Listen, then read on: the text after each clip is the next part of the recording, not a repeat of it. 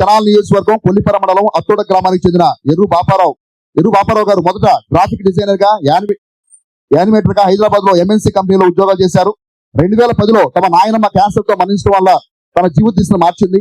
ఆ సంఘటనతో రసాయనిక వ్యవసాయం దుష్ప్రభావాలను గ్రహించిన మహిళా రైతు రసాయనాలతో పండించే ఆహారం వల్ల కలిగే అనర్థాలను గుర్తించి ప్రకృతి వ్యవసాయంపై మొగ్గు చూపారు. వ్యవసాయ శాఖకు అందించిన అవగాహన అందిపించుకొని తన భర్త సత్యనారాయణ ప్రోత్సాహంతో దాదాపు 20 ఎకరాల్లో ప్రకృతి వ్యవసాయాన్ని విజయవంతంగా చేస్తున్నారు. ప్రధాని నరేంద్ర మోదీ అభినందన కూడా ఆమె 2025 సంవత్సరంలో అక్టోబర్ మాసంలో ఢిల్లీలో జరిగిన సదస్సులో ప్రధాని నరేంద్ర మోదీ ప్రశంసలు అందుకున్నారు. అలాగే ఎట్ హోమ్ ఇందు కార్యక్రమంలో పాల్గొన్నారు. స్థాయిలో ఉత్తమ ఉపాధ్యాయ అవార్డును అందుకున్నారు. వీరు స్టార్ట్ చేసినటువంటి ఒక యూట్యూబ్ ఛానల్ ప్రకాష్ అన్న అఫీషియల్ పేరుతో ఒక అద్భుతమైన యూట్యూబ్ ఛానల్ ప్రారంభించారు. ఈ ఛానల్ ద్వారా NMMS పరీక్షలకు సిద్ధమయ్యే విద్యార్థులకు మెంటల్ ఎలిజిబిలిటీ టెస్ట్ బోధిస్తున్నారు.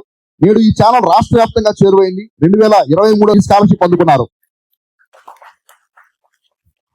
గంగాశ్రీ అసలు పేరు డాక్టర్ రంగిశెట్టి రమేష్ గారు. వీరు పవిత్ర గంగా నదిపై 150 గేయాలను రచించారు.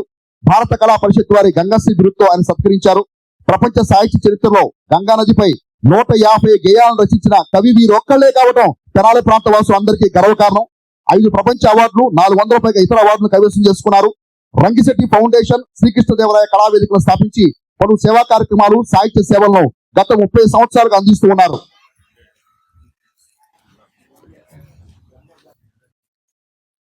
అందరినీ కూడా బడిలో ఉంచాలని నినాదంతో చురుగ్గా పనిచేస్తున్నారు.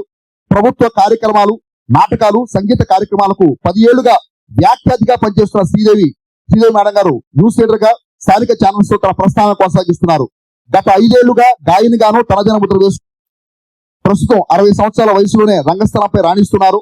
45 ఏళ్లుగా వేలాది ప్రదర్శన చేసి కళామతల్లి సేవలో తరిస్తున్నారు. బాల్యంలో హరికథలు చెప్పారు. సాంఘిక నాటకాల ద్వారా రంగస్థలంపై కాలు మోపిన జ్యోతి గారు కథానాయకుడు, పూలరంగడు, నేటి న్యాయం వంటి నాటకాల్లో వేల కొలది ప్రదర్శించారు. సత్యచంద్ర నాటకాన్ని 100కు పైగా ప్రాంతాల్లో ప్రదర్శించి మెప్పించారు. చింతామణి, బాలనాగమ్మ నాటకాల్లో బహుముఖ వేషాలను ధరించి అందరినీ ఒప్పించి మెప్పించారు. ప్రస్తుతం బుర్రకథలు చెబుతూ రంగస్థలంపై తమ మమకారాన్ని చాడుకుంటున్నారు. పదుల సంఖ్యలో సన్మానాలు, బహుమతులు అందుకుంటున్నారు. ఇంత గొప్ప కళాకారిని మరి ఈనాడు బొల్లిమంద శివరామకృష్ణ ఫౌండేషన్ వారి ఉగాది పురస్కారం అందుకోవడం అందరూ కూడా తెనాలి డిఎస్పీ గారు అయినటువంటి ఒక్క నిమిషం అందరూ గ్రూప్ ఫోటో దిగుతారు. మీరు అట్లాగే అతిథులను కూడా సత్కరించుకుందాం. ఈ కార్యక్రమానికి సాంబశివరావు గారు, రాజా గారు వెళ్ళిపోయారు కాబట్టి కిషోర్ గారు, డాక్టర్ గారు, విజయసారథి గారు మీరు 5గురు ఉండాలండి. కొంచెం మెమంటో తీసుకుని వెళ్ళేదాకా ఉండమని కోరుతున్నాం.